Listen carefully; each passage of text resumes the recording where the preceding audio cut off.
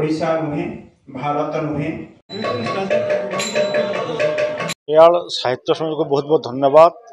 एक सभा कले गंगाधर मेहर जयंती अवसर में वर्तमान समय गंगाधर प्रासंगिकता अनेक परिमाण रे अच्छी। गंगाधर कहते जी भल शिष्य हो पार से भल गुरु हो पार। गंगाधर कहते जे अन्यर उपकार को स्वीकार कर से उचित मनीष हो पार।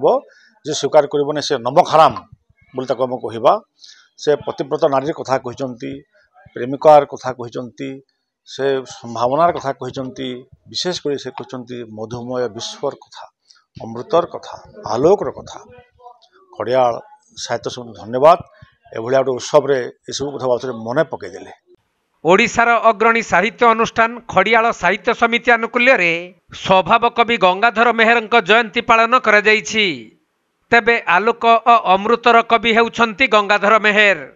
तांको काव्य कवितारे सहज और सरल शब्दर प्रयोग हेतु ताहा बहुमात्रा रे पाठक पाठिका मानक द्वारा आदृत होई परिछि बोली तांको जयंती पालन उत्सव रे जोग दैथिबा अतिथि माने मत व्यक्त करिथिले। आमे आज स्वभाव कवि गंगाधर मेहरंकर जन्म जयंती पालन करथिलु प्रतिवर्ष भली एवं 1862 मसीहा पवित्र श्रावण पूर्णिमा तिथि रे स्वभाव कवि गंगाधर मेहरंकर जन्म होइथिला एवं 1924 चैत्र अमावास्या रे तांकर तिरोधान होइथिला। बहुत कम समय तांकर जीवन अवधि केवल 51 वर्ष 7 मास 25 दिन। ए भितरे जो काव्य कोणार्क से गढ़ी आइछंती तपस्विनी, प्रणयवल्लरी, कीचकवध, अयोध्या दृश्य, उत्कल लक्ष्मी आज मध्य तार मूल्य अनेक, तार मूल्य अतुलनीय।